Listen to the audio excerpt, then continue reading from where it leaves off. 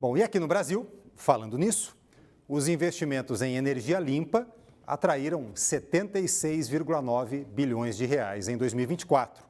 O país tem potencial para receber 1,3 trilhão de dólares em investimentos até 2050. Os dados são da Associação Brasileira de Energia Solar Fotovoltaica.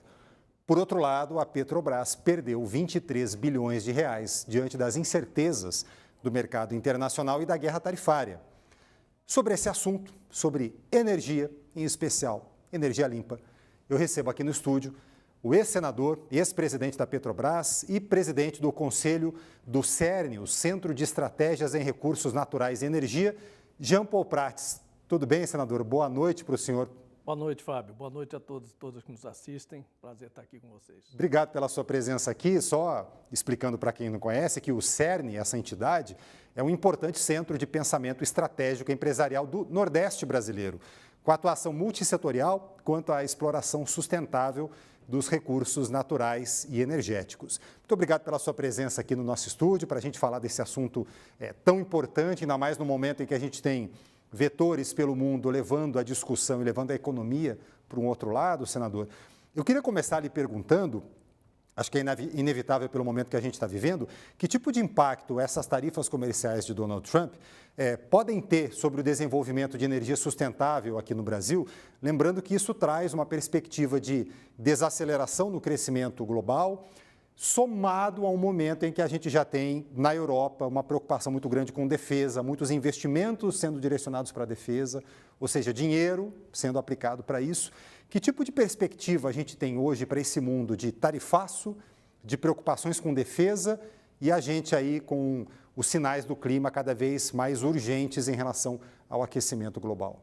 Bom, Fábio, todo esse sistema no setor de energia, ele é muito mais intrincado do que meramente, e olha que eu boto muitas aspas no meramente, tarifário. Porque há um fluxo, de fato, de commodities energéticas, petróleo, gás, agora biocombustíveis, etanol, biodiesel, óleos vegetais em geral, etc., que são impactados por isso.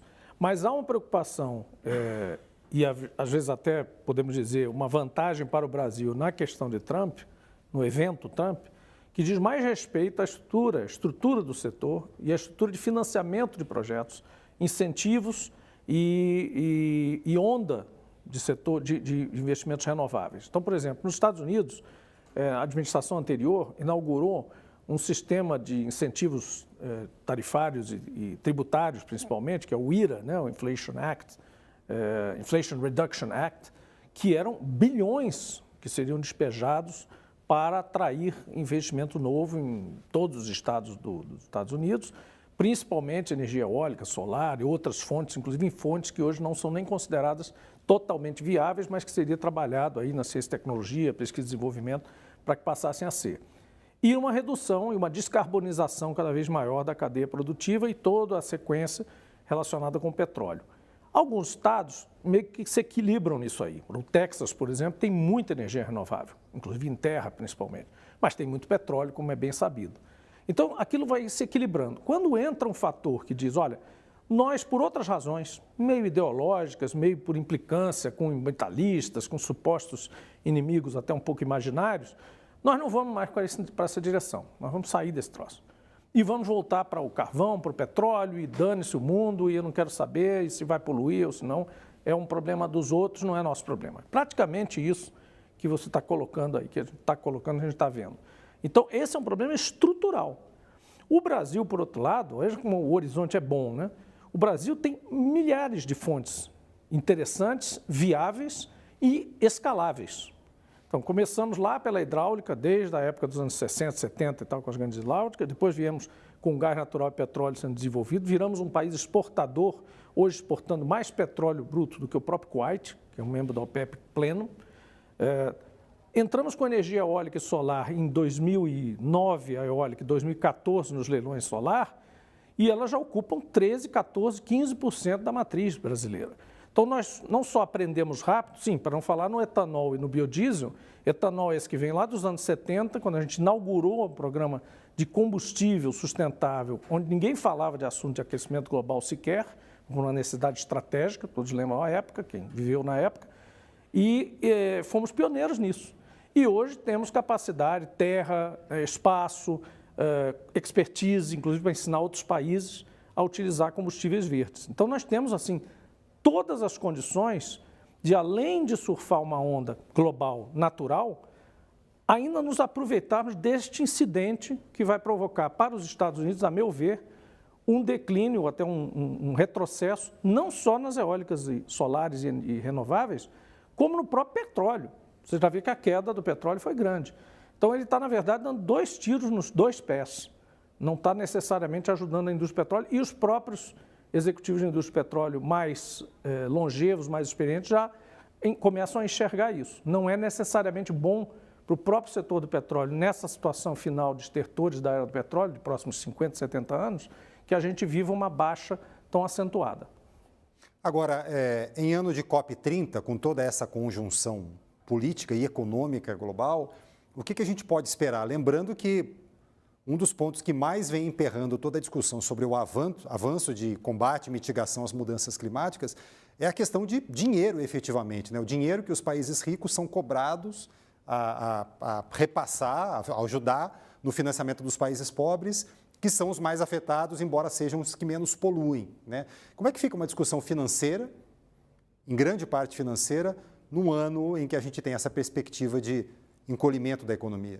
2 questões. A questão do empobrecimento potencial de alguns países que dependem, inclusive, de combustíveis fósseis, exportações, países como a Nigéria, Gana, Angola, Guiana, que agora inauguram a fase dourada de petróleo, aí, se é que se pode chamar assim, e que vão ter uma expectativa de alongar um pouco mais esse processo, e não vão poder abrir mão desse processo também, porque vão dizer, olha, mas agora que chegou a minha vez, vocês vão cortar?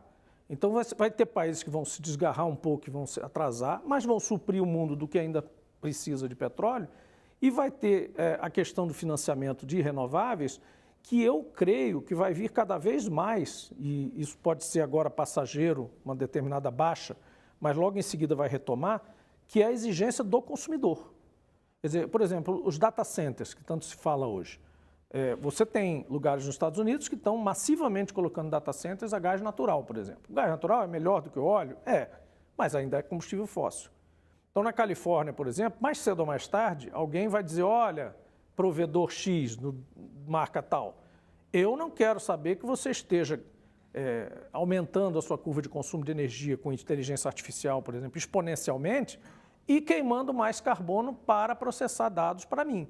Eu quero que você me mostre que você está usando energia renovável. Então, você vai começar a ter power shoring em massa, porque os data centers vão ter que se deslocar para os locais onde tiver energia muito farta, escalável, porém renovável. Portanto, lugar onde tenha vento, sol e outras fontes renováveis massivamente. Você citou há pouco a queda no petróleo, né? O petróleo, entre outras commodities, vem caindo, claro, com a perspectiva de um encolhimento da economia global. E trazendo para a Petrobras, claro que é muito difícil nesse momento prever até onde vai esse movimento de queda nas bolsas e nas commodities, inclusive. Mas você vê um risco para a Petrobras, algum problema para a Petrobras em decorrência dessa queda do petróleo? A Petrobras é muito bem estruturada em relação a esse tipo de crises circunstanciais. Essas são crises globais. Então, você não deixa de estar relativamente posicionado parecido com seus peer companies, né? As suas companhias congêneres. Então, os Chevrons, a Exxon da vida, Shell, etc., vão estar sofrendo o mesmo tipo de contingenciamento nesse momento. O desafio é para onde você vai, continua sendo, né? Para onde você vai diante dos estertores da era do petróleo. Então, se você se prepara para isso ou se você resiste a isso. E, ao que me parece, está sendo dado continuidade ao que nós iniciamos lá com uma diretoria de renováveis, etc., com responsabilidade, com racionalidade, sem fazer movimentos bruscos, mas fazendo a transição energética por dentro. Porque uma empresa de petróleo faz transição energética diferente de uma empresa de hambúrgueres ou de sapatos. Essas empresas, elas consomem energia, então elas trocam, eventualmente, um motor a diesel, um gerador, por um painel solar. Então é apenas a fonte de energia delas. Uma empresa de petróleo, ela tem que se transformar numa empresa de energia e, eventualmente, aumentar conteúdo renovável. E nós fizemos muitas coisas, inclusive o coprocessamento nas refinarias com diesel, conteúdo renovável, que é uma patente da Petrobras e é, para mim, o caminho mais perfeito para transformar grandes refinarias, caríssimas, complexas, em grandes fábricas de combustível renovável. Então, você tem um caminho. Desculpa. Fizeram as eólicas offshore também, né? As eólicas offshore, que agora parece que estão menos populares, digamos, na atual gestão, mas, enfim, cada um tem a sua forma de gerir. A minha opinião era que, ao contrário de ter uma curva de aprendizado longa, como alguns dizem, isso não é verdade, porque nós conhecemos o offshore. As estruturas podem ser diferentes. Uma plataforma de petróleo, um FPSO, é bem diferente de um parque eólico marítimo. Porém, é muito mais simples. Então, quem faz o mais complexo, faz o mais simples. O outro desafio que se põe normalmente é que seria mais caro do que as outras energias. Ora, isso também aconteceu com o óleo do pré-sal. Quando se descobriu o óleo do pré-sal, era mais caro do que todos os outros óleos brasileiros e inclusive lá fora. Nós conquistamos com tecnologia viabilidade. O offshore eólico vai aparecer também com a viabilidade devida com o desenvolvimento das pesquisas, dos trabalhos e das experiências, inclusive de projetos pilotos, etc. e tal. Então, acho que a gente não deve abandonar isso. Como eu disse, nada muito radical, mas também não um abandono total dessa frente, que eu acho que é muito importante ainda. Agora, isso traz para a gente uma discussão muito importante e atual, que é sobre a exploração de petróleo na margem equatorial, falando agora ali sobre a bacia sedimentar amazônica, né? Quer dizer, o processo, a Petrobras pediu o direito de exploração, isso foi negado no IBAMA, a Petrobras apresentou novos argumentos, né? A gente ainda está aguardando o resultado disso, e aí existe o argumento da Petrobras e do próprio governo de que a exploração de petróleo vai permitir, inclusive, investimentos em energia limpa, enfim, decorrência da receita que o governo vai conseguir tirar a partir dali. Agora, qual o tamanho desse trade-off? Até que ponto a gente precisa poluir mais para ter dinheiro para investir em energia limpa? Até que ponto faz sentido esse discurso? Nesse caso, esse argumento, inclusive, foi cunhado por nós à época e ele é ponderado, ele não é radical, como tudo deve ser. Ele é o seguinte: se você tiver garantia, e é o Estado que tem que dar essa garantia, não exatamente o investidor, porque o investidor e o empreendedor ele trabalha pelo capital, isso é inexorável. Quem tem que garantir isso é lei e destinação e aplicação correta desses recursos. Então, não é que a Petrobras vai faturar isso para colocar necessariamente numa atividade renovável. Ela vai fazer isso também pela própria conjuntura que a leva, como eu disse, por demanda de consumidor, por expectativa da opinião pública, aí por esse caminho, porque senão em 50 anos você não tem mais negócio para fazer, você tem que se transformar de dentro para fora. Mas mais do que isso, numa região crítica como essa da Amazônia, e é o que está faltando, que é uma lei que eu sugeri ao senador Randolph, e ele fez a lei, está lá tramitando hoje no Senado, porém muito quieto demais, a receita governamental numa atividade que é altamente tributária, e isso é aceito. A atividade de petróleo é altamente tributária, em todo lugar do mundo não tem debate sobre isso. Royalties, participações especiais, participações sobre receitas, mega campos pagam mais, enfim, tem uma série de intrincados mecanismos que garantem uma tributação muito grande, uma receita governamental alta. Mas se essa receita governamental, no caso da Amazônia, não for usada a favor da Amazônia, pelo menos em grande parte, mesmo que você cubra outra parte para outras necessidades, perde o sentido você fazer isso, realmente. Então, o que está faltando nesse debate são duas coisas, basicamente. Primeiro, para onde vai essa receita, como é que ela funciona, como é que será o royalty, os sistemas de participações governamentais, de receitas governamentais dessa exploração.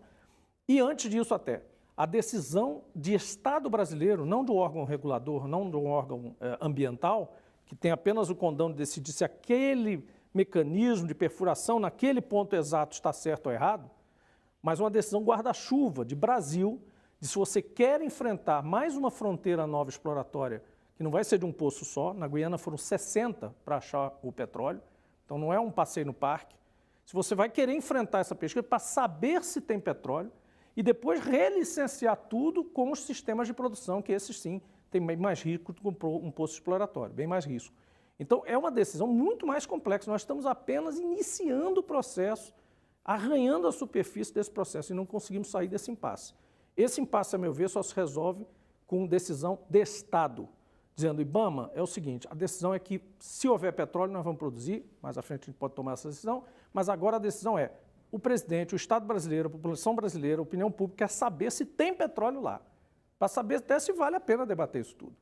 Enquanto a gente não souber isso, então a gente precisa furar. Então faça o seu trabalho, exija tudo que você quiser exigir, a Petrobras vai cumprir, faça absolutamente todas as exigências para ser o mais saudável possível essa situação, e menos arriscada, levando em conta, inclusive, que a Petrobras é o melhor operador de offshore, premiado 9, 10 vezes no mundo como o melhor operador offshore do mundo, e não vamos perder a oportunidade de ter o melhor operador offshore do mundo, tirando essa teima. Uma vez que tira a teima, vamos decidir de novo. Volta para a mesa e decide. Provavelmente a gente vai decidir isso num futuro governo já. Vamos falar um pouquinho de Nordeste, né? Norte e Nordeste, onde está a sua atuação, né? Dentro da entidade, né? Eu queria te perguntar quais são as soluções estratégicas para o setor de energia no Norte e Nordeste, e inclusive assim, o impacto socioeconômico que esses projetos podem ter lá. O Norte e Nordeste, ele tem peculiaridades, como o Brasil todo, cada região tem a sua, né? Mas do ponto de vista energético, o Norte e Nordeste, por exemplo, não pode se reduzir a essa discussão de margem equatorial. Mesmo as outras costas, porque tem toda a exploração petrolífera que se desenvolve ao longo de uma margem equatorial, é Rio Grande do Norte até o Amapá. Então, tudo que está no meio aí, Ceará, Piauí, Maranhão, Pará, até chegar ao Amapá, está incluído nessa margem equatorial. Margem equatorial é muito mais do que isso. Margem equatorial é logística favorecida para Canal do Panamá, Europa, América do Norte e África, produção, turismo e segunda residência nos lugares mais agradáveis e de qualidade melhor de vida, naturalmente, do mundo para se viver. Isso tudo é o futuro. Em 50, 60 anos, você vai ter pessoas querendo morar lá porque não gostam de morar no gelo. E com o trabalho remoto, elas vão poder morar nos melhores lugares do mundo. Vão escolher aquilo ali. Então, toda essa faixa nossa ali tem qualidade de vida para oferecer. Então, claro, basta governos que tenham um suprimento de água, segurança, o básico para as pessoas se estabelecerem, o resto vai automaticamente. E recursos renováveis energéticos. Riquíssima região em vento, principalmente em vento e sol. Então, você tem, tanto no mar quanto na terra, potencial gigantesco de fazer, primeiro, preenchimento da matriz energética com alguma segurança, mesmo com a intermitência, que é perfeitamente administrável. Não está sendo agora, circunstancialmente, estamos com problemas sérios nas eólicas, 1.400 parques cortados, né, em alguma proporção na sua capacidade de produzir, mas é um problema perfeitamente administrável. Segundo, liquefação da energia, que eu uso essa expressão para dizer liquefação tanto do ponto de vista físico quanto do ponto de vista financeiro, que é transformar vento em hidrogênio, vento ou sol em eletromobilidade, em tarifa pública de ônibus grátis, por exemplo, ao longo de década, né? Então, você tem várias partes do segundo ciclo que tem a ver com qualidade de vida e com vender energia de outra forma, em forma de amônia, de hidrogênio, etc. E tem um terceiro ciclo, que é quando você, eu já mencionei rapidamente, que é quando você traz indústrias verdes para aquele lugar, porque você tem energia limpa e abundante. Então, você começa a fazer aço verde, aço, siderurgia altamente eletrointensiva, data centers é o começo, mas depois você vem com toda a indústria altamente eletrointensiva que você vai fazer ali usando vento e sol, principalmente. Então, você tem um futuro maravilhoso, mas você tem que trabalhar horizontes diferentes do que simplesmente suprir o Sistema Integrado Nacional de Energia. Eu agradeço aqui ao Jean Paul Prates, ex-senador, ex-presidente da Petrobras e atual presidente do Conselho do CERN, o Centro de Estratégias em Recursos Naturais e Energia. A gente chama a senadora aqui por deferência ao cargo. Senador, muito obrigado pela sua participação ao vivo aqui no nosso estúdio. Fábio. Obrigado pela sua análise e uma boa semana. Obrigado. Obrigado.